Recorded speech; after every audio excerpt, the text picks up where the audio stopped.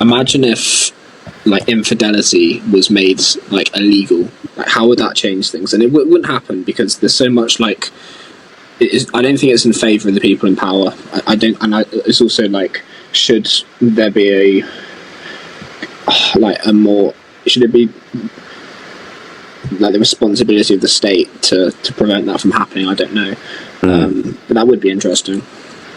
Yeah, that'd be interesting it's a tough one, isn't it? Because how many things that are illegal are actually illegal? Like, actually, a police person will, you can call the police and they'll come and they'll arrest you.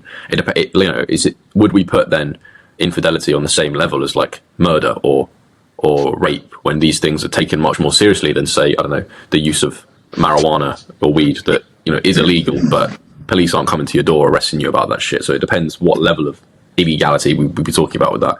But yeah, it's interesting, man. Like I remember Jordan Peterson talking about, or just playing with the thought of divorce being impossible and what world we'd live in if divorce wasn't possible. When you married someone, you married them and you stuck with them. And he was like, addressed the fact that yes, there would be horrible abusive relationships where that rule would do damage, but there's also a lot of places where people would, when you got married, you took it fucking seriously, and it's like, okay, now I'm going to try and really keep this marriage stable and work hard on it. And that's obviously requires a very optimistic view of humans and human nature, and it would be very, very good for children. But yeah, interesting questions.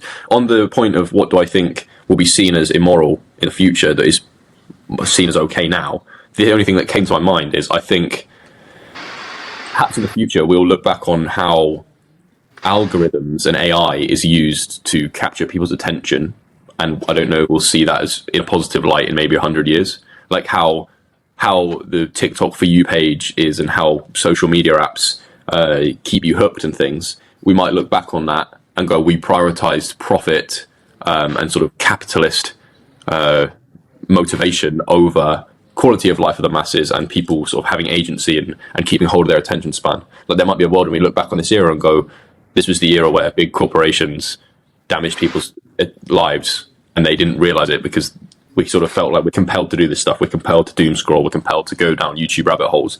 And maybe we'll look back on this era and go, was that the best thing for humanity?